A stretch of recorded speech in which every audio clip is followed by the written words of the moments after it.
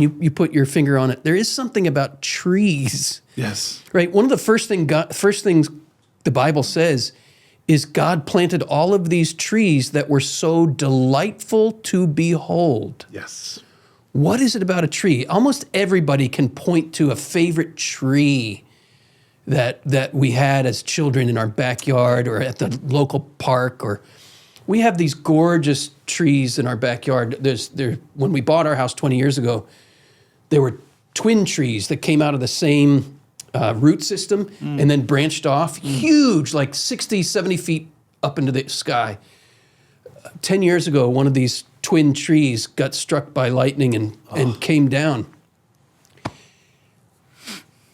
And I went out in the storm, seeing this tree having come down, and I almost couldn't give myself permission to feel the loss, to feel how sad I actually felt, because I loved this tree. And I quote much later in the book, at the very end, this poem from JP2. I'm jumping ahead. Maybe I think I'm going to leave the readers to... Teaser. Yeah, teaser. Where so I begin the book with this experience of the tree and the mourning of the fleeting beauty. And then I end the book with a poem from JP2 where he talks about connecting the death and resurrection of Jesus with the loss of beauty in a tree. And that's our hope, that all of creation will be renewed. Somehow, some way, I don't know how, but St. Paul says it very clearly, right? All of creation is groaning, waiting for us, you and me, and the whole of humanity to say yes to the redemption of our bodies. Because if we say yes to the redemption of our bodies, guess what else follows? The redemption of the whole created world.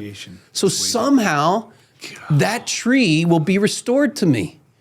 Right? My favorite tree when I was a boy was this huge towering pine in our backyard. I knew that thing, I could climb it with my eyes closed because I knew where every branch was.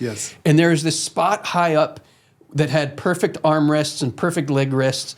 And I'd go up there, I'd put in my one earbud transistor radio thing, and I'd wait for my favorite song to come on FM 97. And the tree, if it were blowing, if there's a breezy day and my favorite song was on, there are a couple moments like this. Favorite song, breezy day, the tree is swaying, I'm sitting up there. I was in heaven and I didn't even know it. Like it was a real experience of laughing with the sacramentality of the world. I obviously didn't know how to even articulate that when I was 10 years old. But years later, my family had moved out of that house when I was a late teenager. Years later, I came back and the tree was gone, cut down.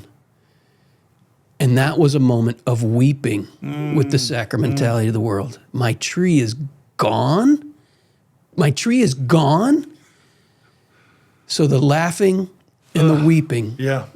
It's. And I love your sensitivity to it, Christopher. And I always love that about you, is that particular affinity, sensitivity to it.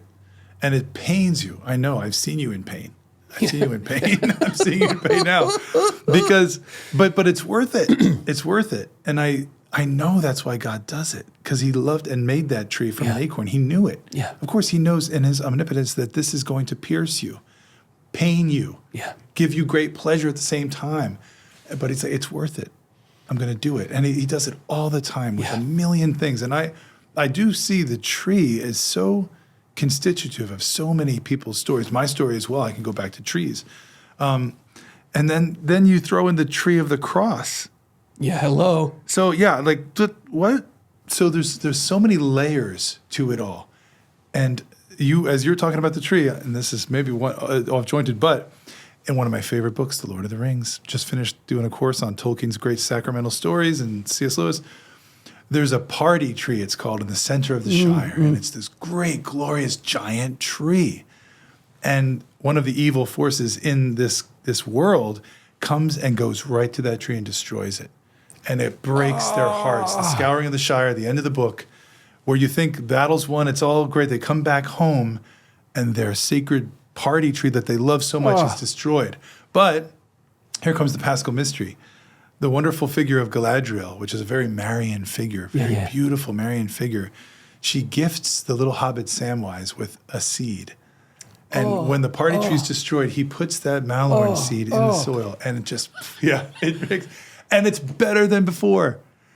And people come from all over to see this great Malorn, the greatest Malorn tree east. All right, there it is. It's there it is. like There's the whole resurrect- mystery. So it's better than before.